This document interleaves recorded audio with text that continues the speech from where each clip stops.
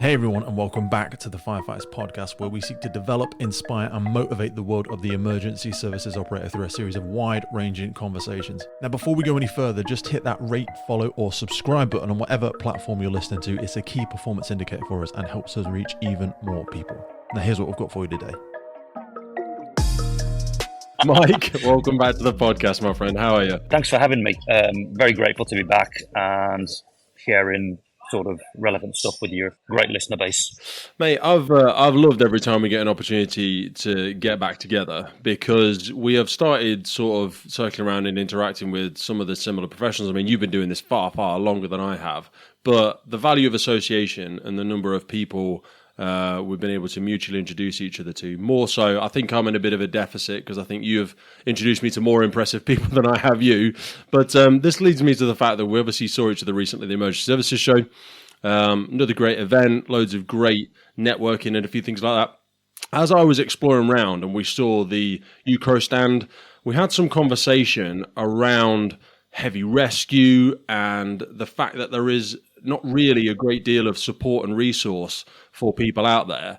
But it made me realize that we probably need to circle back and really expand and go in a little bit deeper, because the landscape has changed a little bit in the UK Fire and Rescue Service for this. Yeah, I would say so. I'm not an active member in any service now, but obviously I come into contact with a lot of different services across, with what we do at IRRTC, and that's a real privilege for us. And we always take on board then what those individual services, we always ask a student on a course, why are you here? What benefit does it bring you? Blah, blah, blah. But then throughout the course, you get snippets then of challenges they face in their own organisations and operationally. Because sometimes people think they're sending somebody on a course just to tick a box, and they may not get back what they need. It's similar to the podcast. I always say to people, ask better questions, you'll get better answers. And you, as a sort of sector lead in developing people in this aspect of their role, is a real customer-centered aspect to it, where I suppose because you're perhaps a small organisation, you're quite agile and you can still adapt to the needs of the learner, even though I think you guys have got colossally busy over the last 18 months, so that's probably not still the case. Yeah, no, that's right, Pete. I suppose we're in this, being an SME, we're in this position to be able to react quickly and adapt things where a big organisation can't. That's probably a good thing. But, I know it sounds corny, but we're totally led by the people that come on the courses, and we're focused on them walking out more confident and knowledgeable than when they arrived. That is our objective, nothing else. And value for money, so on. And the experience of it for them is critical. And what a privileged position to be in, because ultimately the public is the winner then, when these incidents happen at the roadside. So take me to that aspect of the heavy rescue work that you guys do, because obviously I was lucky enough to come on my RTCI adventure with you boys and girls there, a couple of great leads that I had on my course. But one question that regularly came up with a lot of students was this aspect of large good vehicles, of heavy goods vehicles, because with the tremendous expansion of things like Amazon, with the roads being busier than ever, with a much more of these larger vehicles, but also with these, I suppose, more complex vehicles, when we think of the EV market and the structures of vehicles, we ended up leading some of our conversations into the challenges that are faced by crews when we are working with these larger vehicles, these heavy vehicles. Yeah, well, look, I suppose it comes down to the physics of it. If you've got a great big 60-foot vehicle moving at 56 miles per hour and something goes wrong with it, it's probably not going to stop very quick. It's going to go into something else, another vehicle, street furniture, whatever. It's going to be not a good scene. Someone's going to have to respond to that, an emergency service. And it's how well those emergency services are then prepared to face that incident situation and deal with it. That's what we're trying to offer by exposing those services to the vehicles, the up-to-date knowledge, the tools, the techniques, stuff they can't get in their own services because of cost, resources, so on. And it all then feeds back into getting a qualification that's accredited, quality standards, robustness is there. So it means something. It's not just a certificate. But the real benefit is the knowledge they gain, the learning on the course with people from other services, which they take back to their own organisation. That's got to be the win for us, and that's what we strive for. So it's that exposure to these complex vehicles, the opportunity to work on them, learn the techniques, reflect on that, and use the best resources, cutting tools possible. But the key to it is the wonderful instructors we have. And I'll give mention to Kev Mitson and Al Patterson here. Al was fantastic. I think Al was the lead on ours, wasn't he? Yeah, he was, because it's good to have that sort of lead, and then the other instructor either fits in with that. They slot in together. But when it comes to heavy vehicle rescue, the experience that Al's got, and his passion for it, and Kev as well, his technical knowledge, Kev's technical knowledge with the rescue equipment is second to none. So our courses would fall flat without the right instructors delivering them. I know it's very much their sort of specialism when we think about some of the challenges that these are being faced. But for people that are earlier in their careers and completely unfamiliar with some of these aspects, or perhaps for someone that is looking to upskill members of their training department, what are the inherent differences in the challenges that are faced with these heavy goods vehicles? Safety, risk, preparedness. I suppose, these incidents aren't going to happen as frequently as smaller vehicles, private light goods, private light cars, that kind of stuff. But obviously when they are involved, the physics, the forces are massively exaggerated compared to smaller vehicles. And that's where the challenges then arise. So, you're working higher up, you're dealing with stuff that weighs more. The vehicle's tougher, stronger, the technology is racing ahead, and the tools and the techniques and the training is struggling to keep up. So there's a bigger and bigger void starting to appear. And then we introduce the phenomenon of the full battery electric heavy goods vehicle. And that changes things again. So, well, I think Amazon have got quite a few fully electric lorries out there now, haven't they? 20. Jesus. Yeah, they've got 20 on the primarily Leyland DAF vehicles, the XF fleet.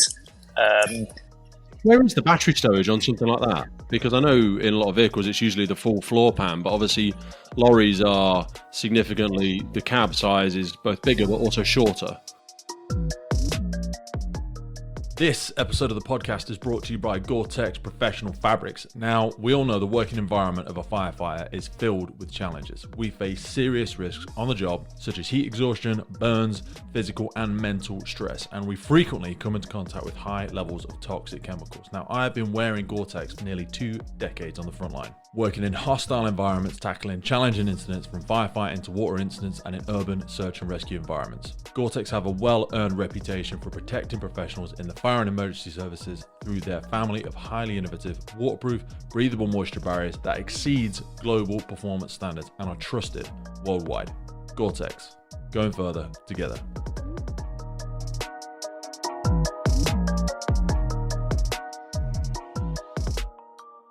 Here's the thing: if we look at a car, when a vehicle manufacturer makes a car, an electric vehicle, whatever brand it is, there's a legal requirement for them to produce an emergency responder guide. Got to do that. It's a legal requirement. Not the same for commercial vehicles in the same way. So you've got the emergency, you've got the ERG app, from NCAP, which we always recommend people to use. However, when it comes to a commercial vehicle, they're type tested. And that information is out there, but it's not as regularly updated as the car information responder guide. So that's where the problems then start. So going back to your point of an LGV, the traction batteries probably would be, or usually are, where the fuel tanks are in the internal combustion engine vehicle. But you may have 3 traction batteries each side of the vehicle, 6. And they're not protected by a whole lot other than some kind of fascia, and that's it. So should that vehicle be involved in an incident, a type of abuse that impacts whatever, the risk for those traction batteries is much bigger, much more energy in them. What damage could that occur? How might it change the rescue scene, the situation? How would crews be aware of that? These are only potentials. They're not fundamental definites. But you can see how things then start to change, because when we tell people there are full battery electric vehicle HGVs on the road, buses, lorries, all the rest of it, you can see their eyes opening, because if they were to go onto their MDT, for instance, in their appliance, it's probably a third-party app. It's definitely not going to be as up-to-date as, So the ERG app, for people that are unfamiliar with it. Emergency Response So Guide. this is the Emergency Response Guide. The ERG contains an index list of dangerous goods and the associated ID number, the general hazards they pose, and the recommended safety precautions. It's a free app. We will put a link for this under IRRTC in the notes if people want to go down and have a look at that. One of the things that has come out in the last sort of 18 months or so as well is, and a lot of this was led by UKRO, which I imagine, you guys obviously have some of your instructors and trainers are from UKRO. You've got a lot of associations with the organisation. This aspect of the Extrication Competency Framework, this is something that a lot of services are trying to find solutions to. These reflect national operational guidance and current best practice. Can we go into that a little bit? Because I think it's something that people would love a bit more of an insight in from training organisations such as yourself. So this document, will be dated January 2022, but it was published off memory October 2022. 5 levels of competency. Obviously, you'll give a link to it in the show notes, so I won't. But it just details the competency levels now that a service will be expected to work towards as a framework to evidence how their operational members of staff are maintaining competencies in line with the needs today at the roadside. So the best example I can give you is if someone's done an instructor qualification as a service-wide instructor 10 years ago, how have these people maintained their competencies and knowledge in line with techniques, changes to technology, advancements in practice, because nothing ever stands still. Everything moves on. It's almost at a glacial pace as well, though, because I know you did a lot of work with, obviously, Dr. Tim Nutbeam, and I see even how long ago that was, and the exit project is still unknown or not embedded in a lot of UK fire and rescue services. So it's like we're moving at 5 miles an hour and everything else continues to move at 20. So the gap is continuing to expand, in my personal opinion. I agree, and it's a hard one to close this, Pete. But what I would say to people is, if you have passionate individuals out there in services, in key positions like in training departments, and they're able to influence their own personnel, the small wins are gained in those kind of circles. You can't change an organisation like an FRS overnight. It takes a long time to change its direction, but the small wins can be gained from passionate people driving things on at a local level. That's probably the quickest way that these things can start to be implemented. But as we all know, there's protocols, procedures to follow. There's levels to go through. It can sometimes feel like you're wading through treacle, but it needs somebody willing to drive it on. And this framework is a framework for services to develop their own structures, procedures from. So it's not definitive. It's not black and white. It leaves some flexibility in there for services to develop their own protocols from, because it is, I say, it's a framework. It's a benchmarking tool, and it just shows you the competencies to aim towards. Because there's going to come a point, I would imagine, where HMIC FRS will go into a service and say, "Can you show us how you're working towards these levels on this extrication competence framework?" Now, I don't know when that will be. But, that's for services then to think, right, we've got to work towards this now. But it's not going to happen overnight. But I also think, like you say, alongside that, they're coming in asking questions about culture and core code of ethics. How are you adhering to the fire standards? But when we look at the expected, people reference things like operational discretion. But when we're looking at things that are known hazards and known incidents now, I say when we look at the HGVs and we look at the EVs, you can no longer sit behind these are unknown things that we're not aware that we'd come across this within our incident. So you almost, the excuses are going to they're going to fall on deaf ears when they don't have it. What's your services policy for dealing with an EV fire? What's your services policy for this? Some people are really going to struggle to answer those questions. I agree. No, I agree, and I suppose most public sector services are in this position of not having an answer for every problem. It's impossible for them to do that. But if they can show they're working towards improving their knowledge, experience, development of personnel, if they're moving in the right direction, that's at least a start. But plan and reality are so very different.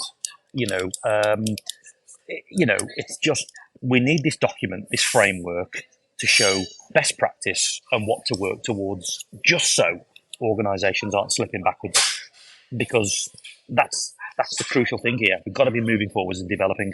So to go into the weeds of what's within there, we'll try and pick out a few key aspects to give some people some familiarization. Again, we'll put in the show notes a PDF for people to go and take a look at. But the Extrication Competency Framework outlines the knowledge, awareness, performance criteria, and training required to obtain and maintain competence in road vehicle casualty extrication.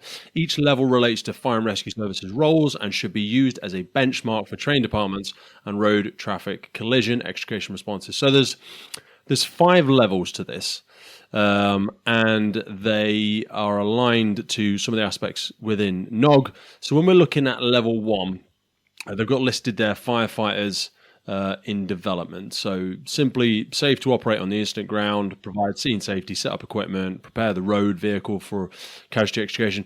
I often think that firefighters in development are those under the greatest risk at some of these types of incidents because they don't have the holistic understanding of some of the surrounding hazards. I've read a couple of reports of people being hit at road traffic collisions and various things like that. There's no real safe place for a firefighter to be because we operate within that inner cordon.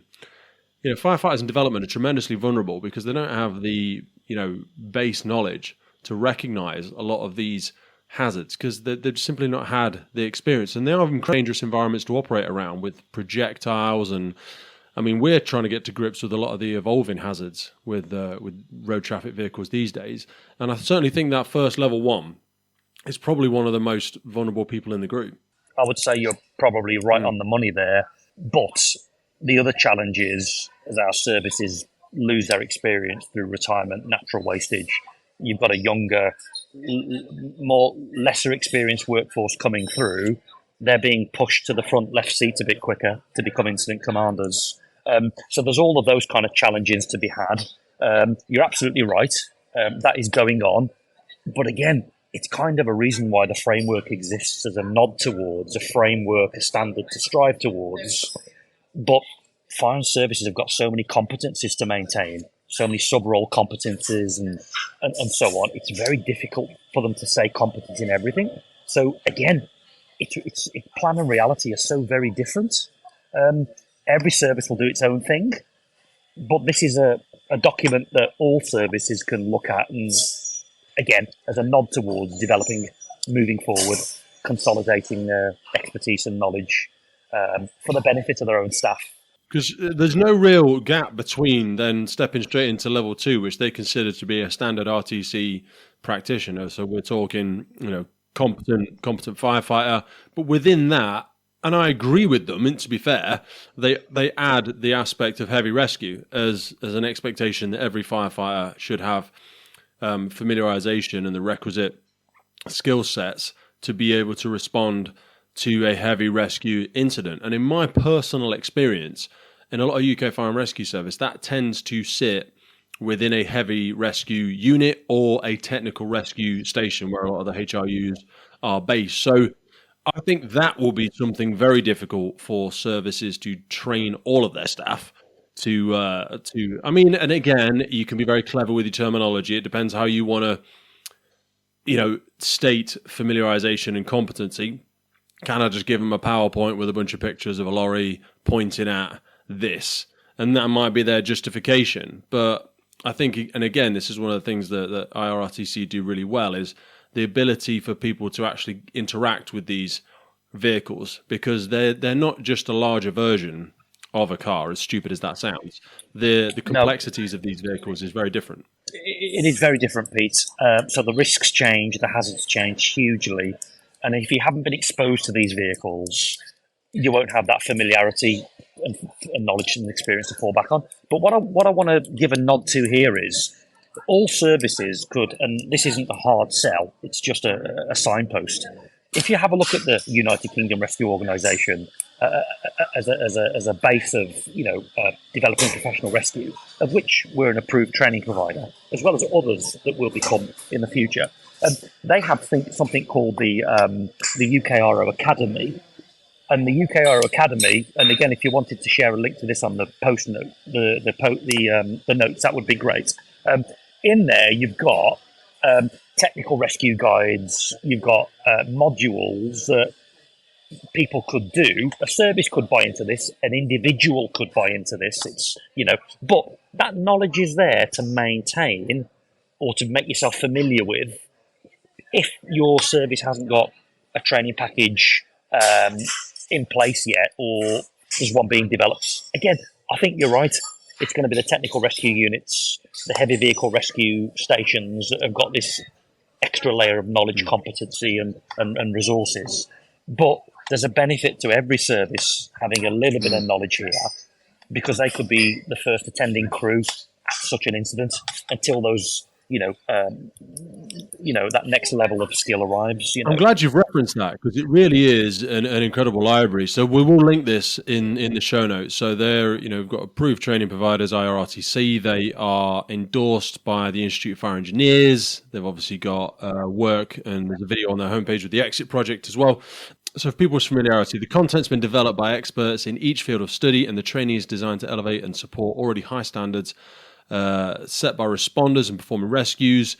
They've got 130 films and quizzes increasing every single week. It works in a modular way, each one focusing on a particular subject. The UKRO Academy is the largest repository of information available on the net. I mean, they've got over 500 and something supporting documents. I am going to have to go down this rabbit hole, because it's been mentioned to me several times, but I can easily see me missing or losing 2 days or more in this, because the technical guides that are involved within it as well. There's numerous on there that I think people can access, a lot of them for free as well, which is great. It really is a fantastic thing. I'm not sure how much the memberships are for it, but we can add it in the notes and people can go over and have a look. But do you think people would do this as a station then, or because they can, by the look of it, purchase multiple? I don't know, this is not a sales pitch for the UK Academy, but it was just trying to give people insights into how sustainable it is to give people this access. So yeah, it looks like they can pay for groups to access this library, or they can, or some of these tickets. Mind you, when you look at a service level, yeah. So, I mean, you can have 1,500 to 7,000 users. So if we're looking at someone like London Fire Brigade, they can pay £9,000 and get unlimited access. I don't know if this is a yearly plan they pay or something like that. Someone's put a lot of work into that by the look of it. Yeah. They have. This was many years in the making, and there's a lot of people behind the scenes of it. But it's great, Pete. It's absolutely great that this platform exists. Multidisciplinary medical technical rescue all together for the benefit of our emergency services today. You can't make people go and look at it, but that information's there, up to date, relevant, unlike your Learn Pros, Melios, My Learning, whatever your individual services use. It makes Nog look a little bit of a joke, to be honest, because Nog needs some work doing on it, I think, in my personal words. But yeah, this looks like a well put together thing. That sounds so harsh, because people far smarter than me, far more experienced than me, have put a lot of work into it.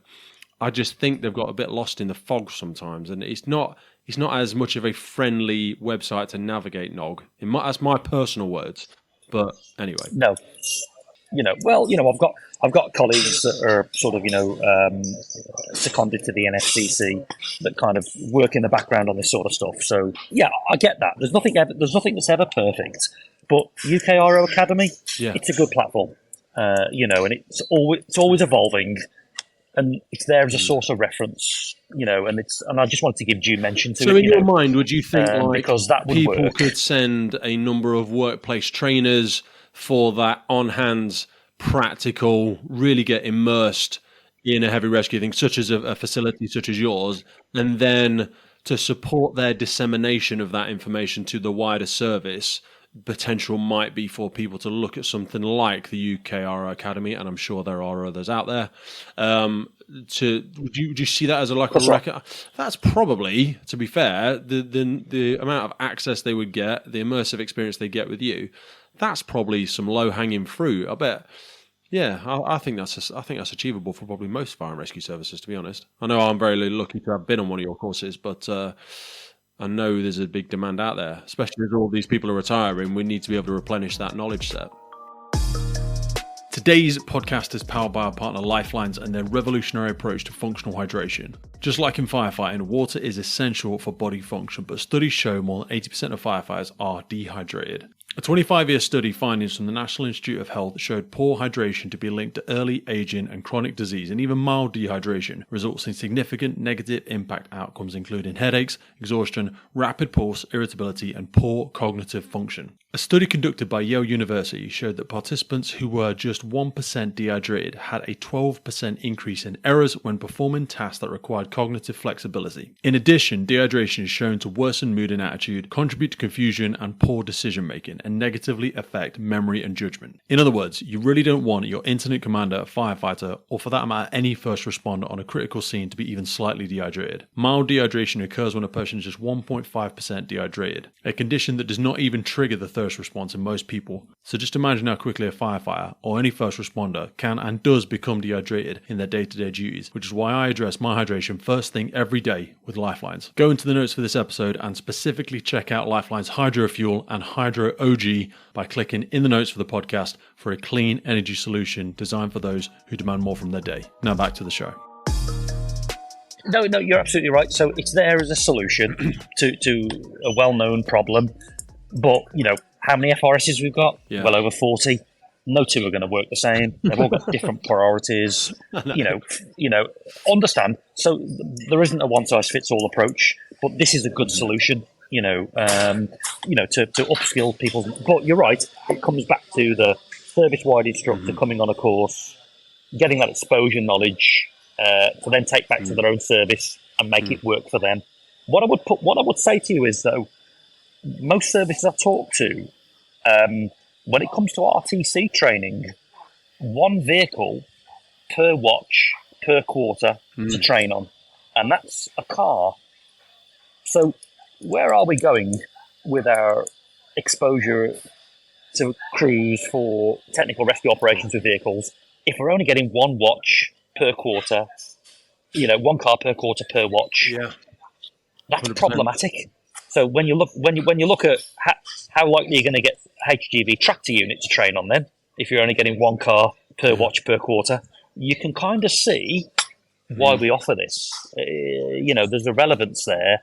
And all we're thinking about is services and obviously members of the public. I think it's going to be even more difficult for people to get hold of second-hand vehicles. Yeah, I can tell you now, we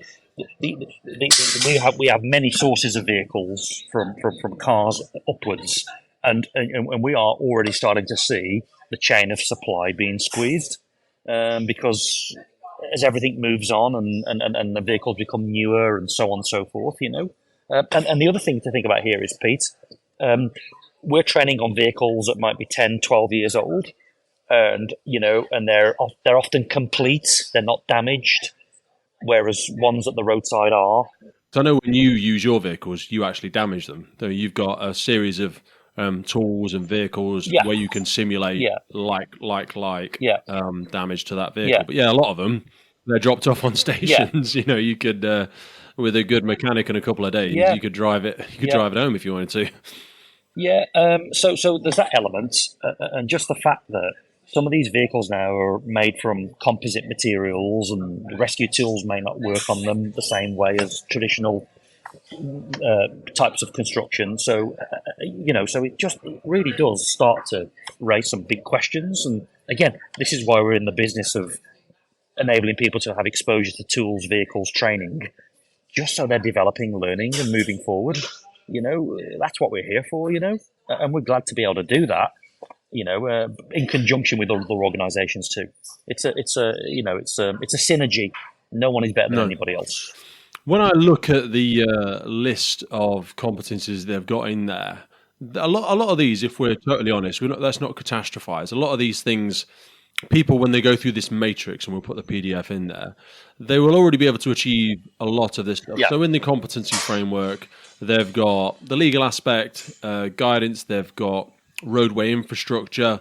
A lot of this can be delivered either on site or in your local area with no real specialist equipment. Scene safety, tool safety. This is stuff that people have already got on their, on their trucks and stuff like that. Planning and command, scene management, casualty care. Although casualty care is evolving a little bit in the last couple of years, so that might be somewhere to go. But when we get into the aspects of fuel systems, because it's road vehicle technology is an aspect of this competency framework. And again, they've got in there fuel systems, electrical systems, road vehicle structure, construction materials. You don't get those choices in a lot of training departments as to the types of vehicles and the complexities. No. To be able to order something from a list. No. I want something with these reinforced structures. I want something with this composite, and I want it to be a hybrid. I want it to be an EV. You kind of get what you're given, and you're lucky if you get it. So I think it's those aspects. We're not throwing the baby out with the bathwater. People haven't got to put their hand in their pocket to go for external training with a lot of this, but there certainly is those aspects. And again, the heavy road vehicle rescue, PSV, heavy road vehicle stuff in there is something, again, that I think people are really going to struggle to be able to tick those boxes. Yeah, no, you're absolutely right. I couldn't agree more. Which is why the latter part of that document, it's a 14-page document. Towards the end of it, the last few pages are around PSV, HGV, and it talks about, and it aligns to all those 5 levels. But it's really hard for services to get exposure to these vehicles. Just expand on PSV, sorry, for people that aren't familiar with what PSV are. Public service vehicles like buses. So one of the things we offer is, Pete, there's a hell of a lot of experienced instructors and technical rescue operators out there in our UKFRS. There really is. But how do they maintain their competencies if they're teaching their own personnel at learning development or training school? So we've put together a 2-day accredited CPD course where it alternates between HGV and public service vehicle, i.e. tractor unit bus or LGV bus. And the framework dictates that, alternate years, you're supposed to be able to work towards achieving some kind of contact with those topics. So to give you the example, two-day course, day 1 you start on a 7.5 tonner, loads of those available, not a problem. Then you step up to a tractor unit. Now they're hard to get. We've got a good supply, and they're very unique as well. They have a lot of different systems, the exposuring of the wiring, the way the vehicle's set up, the weight distribution of that vehicle is a very different beast to wrestle with. It doesn't behave in the same way. No, it doesn't. It doesn't. You take the door off a car, it's one thing. You take the door off a HGV, you're working at height, it's very much heavier. You need to be operating on a work platform. Everything becomes much, much, much harder. Taking the windscreen out is a totally different ball game to a vehicle. That's something you can just handball off as well. You've almost got to capture the load of these doors when you're looking to control the release of that really heavy piece of material, and you're probably 4 or 5 feet off the ground. It's not like you can just when you have you've not cut the door properly, or you're spreading it away, or whatever it might be, and it has a big old pop. You can get away with as much as you shouldn't need to. You can get away with a little bit of a less controlled approach to some vehicles when you're on the ground, and you can just back off or let it pop away in the wrong direction. We're not saying that's a standard. We're not aiming for that, but it's forgivable. When you're sat on a platform and it's about 4 feet across, and there's only room for 2 of you, 3 sort of maximum, whilst you've got this door open manipulating it, and you're trying to hold a heavier set of cutters, spreaders, recips, whatever it might be above your head, that's a bloody hard working environment. Of course it is. And everything is bigger, stronger, heavier. It takes longer to do it. You've got medics in there. it changes the game, but it's very incident and situational specific, of course. But the point being, this 2-day course we offer, it allows exposure to those existing instructors, so they can get their competencies, they can get hands on the tools. They can be directed by Kev and Al, absolute geeks in their field. Let's be honest about this, but that's wonderful for the students, that's on the course. So they just take that knowledge back and just then spread it wider. That's because we also take them to a vehicle testing facility, and we show them around brand new vehicles. We show them around vehicles that are a year old. They can go underneath that vehicle. They can look at all the structures and the risks underneath a trailer. They can look at all the air systems. We can we can show them all the risks around the cab and the vehicle anatomy, because it's so important. So we do that with a really big LGV operator in the country that's also a recognised VOSA testing centre. We've got an excellent relationship with them, and every course we take a cohort down there and show them around brand new vehicles, like what is running on the road. I think that's so valuable, again, because when you're delivering non-stop, you've always got your nose to the grindstone. It's like I always said about businesses, you're so busy working in the business, you don't get to work on the business. You're not developing yourself because you're just too busy deliver. But also, and I'll say in just total honesty myself, I'm sure I am behind the curve versus a lot of other instructors in the UK, because whilst I know the hazards that things present, I don't know their mechanical purpose in many cases. And I'm just say that of my own poor knowledge. I had a crap vehicle while I was younger, and I did various things myself, changing brakes and spark plugs and all that sort of jazz. But beyond that, I wouldn't be able to crawl under. And this is where sometimes you find yourself at incidents on the motorway, and it's the old bullshit baffles brains. No one really knows. So someone that's just got a little bit of confidence says, "Oh yeah, that's this, or that's that, or that's the bloody." You haven't got a bloody clue. Do you know what I mean? Can you imagine how much BS was going on before we had these ERG systems, and before we had this crash data, and before we had these other things that could actually tell you on the spot exactly what you're looking at?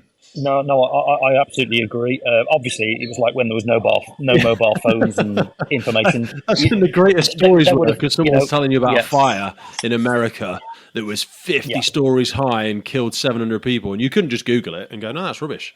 Or you know what I like using now, which is not ideal, but I use Google Lens. Do you know what that is? Google Lens, that's I do. Yes, great, I do. Isn't it? You can point that at things on the vehicle, and it'll rifle through the million stuff that's on the internet or whatever is billions of stuff, and it does that spatial identity, facial recognition / pattern recognition, tells you exactly what that is, almost exactly what vehicle it is, how much it is if you want to replace one, and then if you can follow that rabbit hole. And I've used this sort of in investigation purposes when something's gone wrong and it's in a controlled environment. Again, you don't necessarily have the freedom of time to do this stuff at an incident, but if you have got a training vehicle and you're not sure what something is, yes, you can go into the crash datas or the ERGs of the world. But if you want to get into the finer details of what is that thing, most phones have got this on them for free now. Just when you search in Google, I think it's the one on the right hand side. You can look at Google Eye or Google Lens. Yeah, no, you're absolutely right. And on vehicles, there may be things like QR codes which lead you down the route of what this is and how to deal with it, kind of stuff. But again, there's no standardisation there. So that's what we're aiming for with this HVR CPD. The 5-day. It's not an instructor course; it's an operator's course, right? People come on it hopefully if they're already an RTCI, and it's an additional specialism to your RTCI. So it's very desirable to be an RTCI before you come on it, but you don't have to be.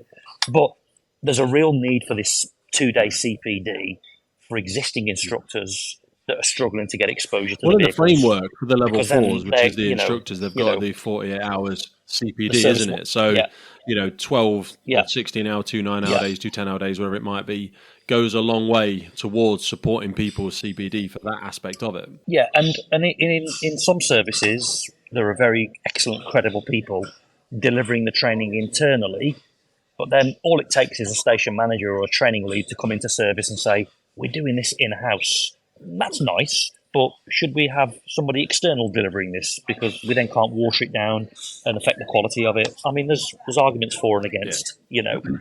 All we're trying to do is maintain a good, we're trying to cascade good or gold practice in line with UKRO standards, because we think that's going to serve operational personnel best at the roadside.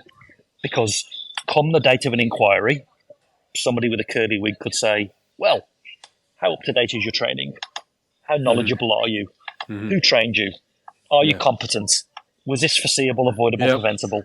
And they go, well, we were all trained by Mike at the Learning and Development Centre. Okay, good. Right, Mike's on the stand. Mike, when's the last time you yourself interacted with a heavy vehicle? Well, I mean, we covered it on my RTCI. Indeed. When was that? 9 years ago? Indeed. Right.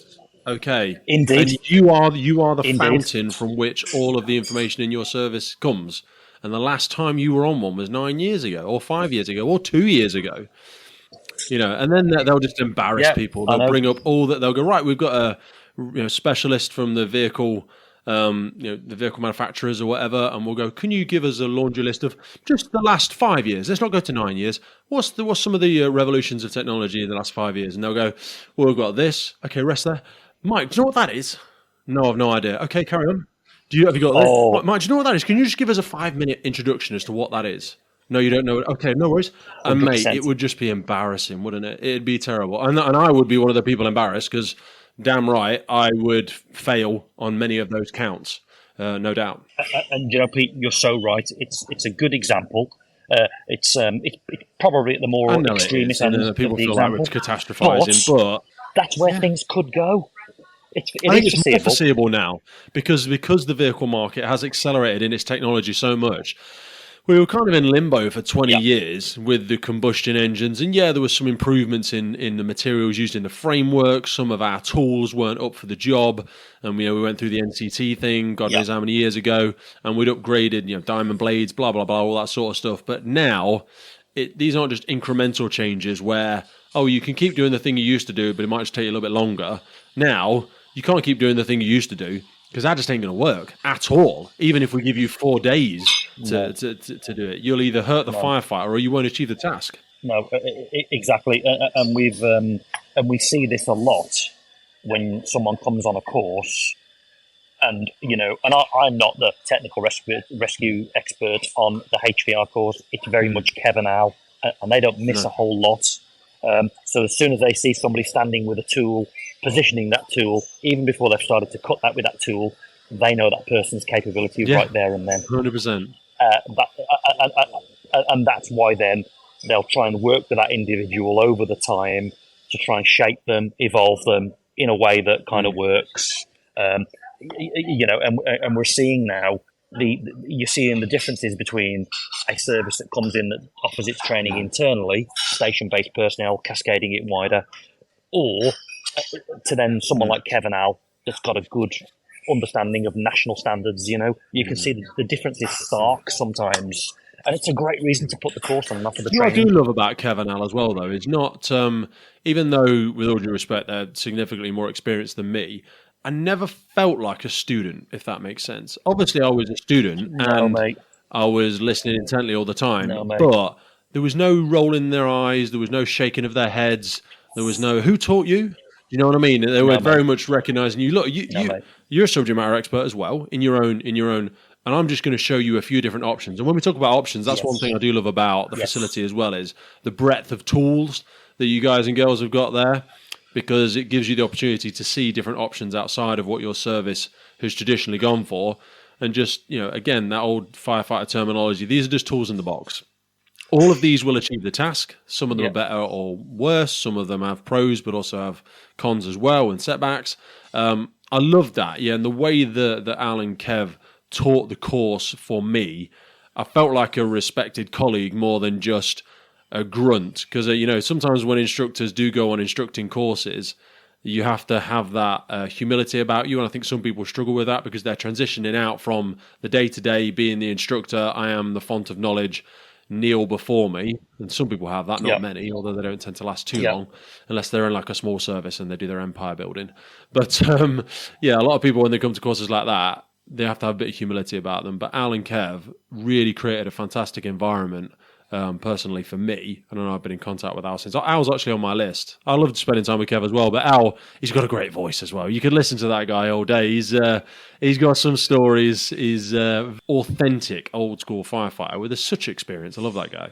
Yeah, you're absolutely right. And sort of, and the more modern times we move into, the more we have to be careful with Al, because he is our diplomatic attaché, as Kev calls him. You know, but he is a brilliant guy, and you know, he's still very active with the UKRO at challenges regionally and nationally. So he's right up there. But if you remember back to your RTCI, you had a great fella called Pat Sheridan. I loved the session we did with Pat. Yeah, I think it was on the final day. We did because you get so heavy into all the tools, and you get so heavy into all of the technical capabilities, and his technique for that, his technique for that, and you have to remember where to position this and the different way to use the chalk. Pat did a great session with us where we'd picked up all these tools over the first few days, and he said, right, you know, I like to run a little bit of a session now that forces people outside of their technical comfort blanket.